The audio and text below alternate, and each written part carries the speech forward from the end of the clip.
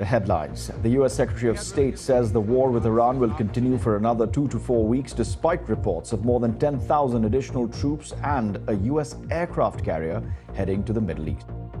We can achieve all of our objectives with our ground troops, but we are always going to be prepared to give the president maximum optionality and maximum opportunity to adjust to contingencies should they emerge. As another U.S. warship prepares to sail to the Middle East, 10 U.S. service members are seriously injured in an Iranian attack in Saudi Arabia. 1 month into the US-Israeli war with Iran, President Trump's envoy says Iran will hold talks in the coming days. Exchange of fire continues across the Gulf, with at least 12 American soldiers injured in an Iranian strike on an airbase in Saudi Arabia. Yemen's Iran-backed Houthi rebels say they've carried out their first attack on Israel since the start of the conflict. We'll take a look at today's front pages, many leading with the Middle East conflict, including The Guardian, which carries comments from the US Secretary of State, Marco Rubio, who says that he expects the war to end in weeks. Spiralling cost of Trump's war is The Independent's headline. Its front page features various examples of the toll that the conflict so far is taking on lives, finances and polling. Here in the UK, farmers warn of a crisis after the war leads to a soaring cost of fertiliser. Fears the war in Iran could escalate as Iranian-backed Houthi rebels launched their first attack on Israel since the conflict began a month ago. The Israeli military say the missile was aimed at the southern city of Beersheba. Good afternoon. There are fears that the war in the Middle East could escalate after Iranian-backed Houthi rebels in Yemen fired a missile at Israel for the first time since the conflict began 1 month ago. The Houthis have also warned they could close off the Red Sea to commercial shipping, causing more damage to global trade. Well, there have been other attacks across the region, including one on a US military base in Saudi Arabia, injuring 12 American troops. Here's our World Affairs correspondent, Joe Inwood. The fifth week of this war began just as the first had, with explosions in the sky over Tehran. The US and Israel have launched thousands of strikes right across this huge country.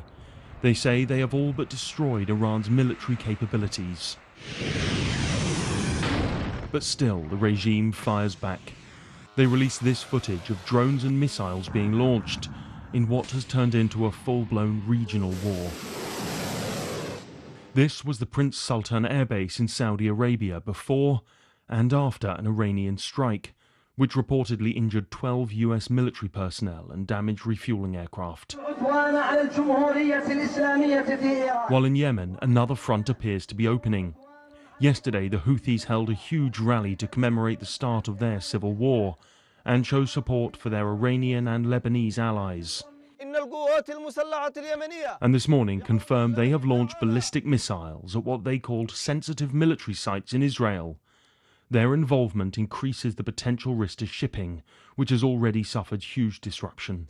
The US and Israel chose to launch this war while talks were still underway. But once again, Donald Trump insisted it was a fight that needed to be had. There was blackmail, period. Under my leadership, America is ending the threat posed by this radical regime. But that threat was still visible in the skies over Israel last night. Missiles with cluster warheads passing over the West Bank. And this was the scene in Tel Aviv, where authorities accused Iran of deliberately targeting civilians. President Trump had previously threatened to destroy Iranian power plants, then said he would postpone the strikes to allow space for negotiations. There are diplomatic efforts to end the war. Pakistan has said it will host talks with Egypt and Turkey, a sign of just how widely the shockwaves are spreading. But both sides seem to be talking at cross purposes. The US has said Iran is defeated, essentially calling for their surrender, while the message coming from Tehran is equally uncompromising. Trump and the commanders of the US Army must have clearly understood that the region will turn into a graveyard for American soldiers, and they will have no option but to surrender. All the while, the human cost of the war continues to grow. The Iranian Red Crescent released this footage following what they said was an Israeli strike. The US has said this could all be over in weeks. How that will happen is far from clear. Joe Inwood, BBC News. Well, live now to our correspondent James Waterhouse, who's in Jerusalem for us now. James, to what extent is this Houthi attack an escalation of the war, do you think? Well, Ben, Iran's proxy forces aren't as strong as they used to be, but more are joining the fight. This is a widening of this war's already vast footprint. We've just had reports in southern Israel of another drone launched by the Houthis being intercepted by air defences. This militant group has said it will continue to target sites in Israel if this war continues to be waged by Israel and the US. It has also threatened to block the Red Sea or to target commercial ships that travel along the Red Sea. That would have far wider, deeper implications, not least for global markets. And Marco Rubio, the US Secretary of State, said this war will last for more weeks, not months. But from inside Israel, you don't really detect any kind of winding down or the eyeing up of a potential off-ramp. It is continuing with cross-border raids into southern Lebanon against another Iranian proxy group, Hezbollah. We're seeing 3 journalists killed today, 6 paramedics. There is a direction of travel in this war, and it certainly doesn't seem to be heading towards any kind of pause, despite the continued peace proposals we're hearing.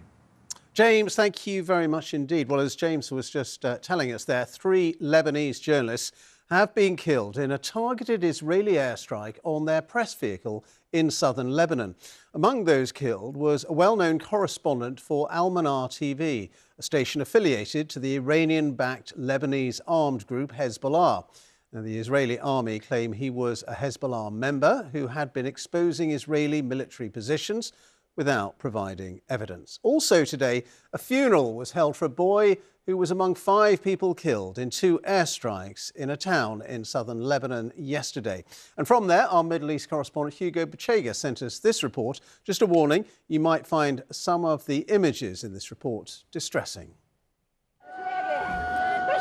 This war is destroying not only Lebanon's present, it is also taking away part of its future.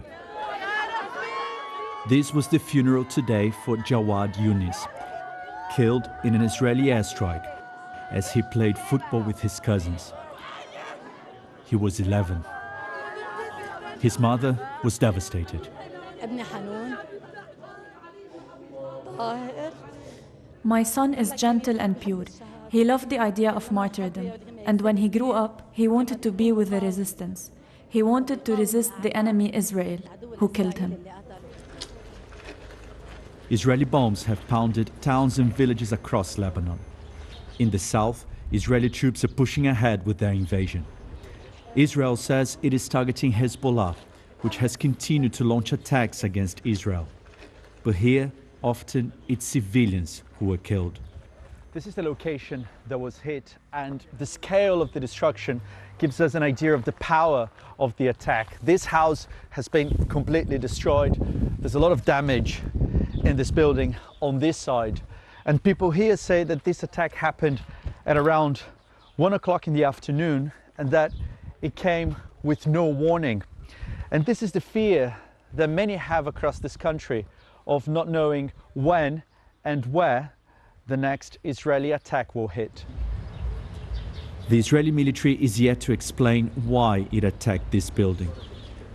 Lebanese officials say more than 120 children have been killed by Israeli attacks in this war, with hundreds more wounded. And then my back. Jawad's aunt, Zainab, survived the attack. 1 hour later, I have... She has a broken spine and fractured leg, but doctors believe she will fully recover. Had you ever imagined that something like this could happen to you? No, at all. There's nothing for Israel to bomb us, because I'm sitting with my husband and with my children. We're playing football with me and my cousins, and then Israel do this thing. Israel and Hezbollah are vowing to keep on fighting, and more innocent children will be lost to a war they're too young to understand. Hugo Bachega, BBC News, Southern Lebanon. Good evening. Yemen's Houthi rebels have confirmed they've launched ballistic missiles at Israel. They described the attack as a direct military intervention in support of Iran. The US and Israel have meanwhile carried out intense airstrikes on the Iranian capital Tehran as the conflict enters its fourth week. Amy Lewis has the latest. This firefighter attempts to comfort a toddler he's just rescued from inside the rubble. But how do you explain this to a small child? In Tehran, screams and sirens are becoming as familiar as the flattened buildings. Overnight, there were more strikes on Iran's capital, a month on from the start of this conflict. A grim milestone that was marked with explosions and the expansion of this war as Yemen's Iran-backed Houthis entered the conflict. In view of the continuing military escalation against our brothers in Lebanon, Iran, Iraq and Palestine, the Yemeni armed forces have carried out their first military operation. Houthi involvement risks broadening this war given their ability to disrupt shipping lanes. And that could put more political pressure on the US president. If he's feeling it, it isn't showing. They have to open up the Strait of Hormuz. The fake news will say he accidentally said, no, there's no accidents with me. This war is claiming yet more lives, and its fallout is extending far beyond the Middle East. Amy Lewis, ITV News. The impact of the Middle East conflict continues here with the price of petrol that's risen to more than £1.50 a litre for the first time in nearly 2 years. The increase comes as retailers deny claims of profiteering, instead suggesting the government was benefiting from the extra VAT revenue. Now, since the start of the conflict in the Middle East, the price of fertiliser, of course a key ingredient in crop production, has nearly doubled. It's led to renewed fears that future food inflation could rise once again for farmers and consumers. Around a third of the world's fertiliser passes through the Strait of Hormuz, a key passageway for goods which remains largely closed. Our reporter Fiona Irvin has more. On this arable farm in Kent, the price of growing crops is on the rise. This is the remaining stock of urea fertiliser for this spring's crops. Since the US-Israeli attacks on Iran, the cost of fertiliser has skyrocketed. Well, effectively overnight, we've doubled the cost of fertiliser. So we're standing here in front of a pile of urea, which was bought last June. We bought this at £315 a tonne last June. I went back into the market today to buy the same fertiliser. I'll be at £630. So we're going to have to see a dramatic rise in the cost of wheat to make it actually viable to put the crops in the ground for next year. And this is why normally more than a third of global fertiliser chemicals come through the Straits of Hormuz. Here you can see the red triangles of the oil and gas tankers moving through the channel start to slow after the attack on Iran begins. Soon, those triangles stop completely. And nearly a month into the war, there's hardly any of those tankers coming through here. 80% of the cost of the production of fertiliser is from gas. And because of the restrictions on the Straits of Hormuz, global gas supplies have been curtailed and the gas prices have spiked. And as a result of this, the cost of fertiliser has increased similarly because fertiliser is made from gas. And you can see it here. Fertiliser prices were already rising before the war, but after the Iran attacks, they surged dramatically. A tonne of fertiliser is now hundreds of dollars more than it was last month. And those prices could have an impact on all of us. This is 800 tonnes of milling wheat. It would make around 1.5 million loaves of bread. And with the price of fuel and fertiliser skyrocketing, if the war continues, it's likely to lead to an increase in the cost of bread and other foods on supermarket shelves. We're going to have to sit down and start looking at crop rotations, whether we're going to grow certain crops because they're going to be too expensive to grow unless we see massive increases in the price that will be paid. It's coming around the corner. It's coming around the corner very quickly. Is it stressful for you? Yeah, it can be very stressful. You live and breathe it all the time. It's your business, it's your livelihood.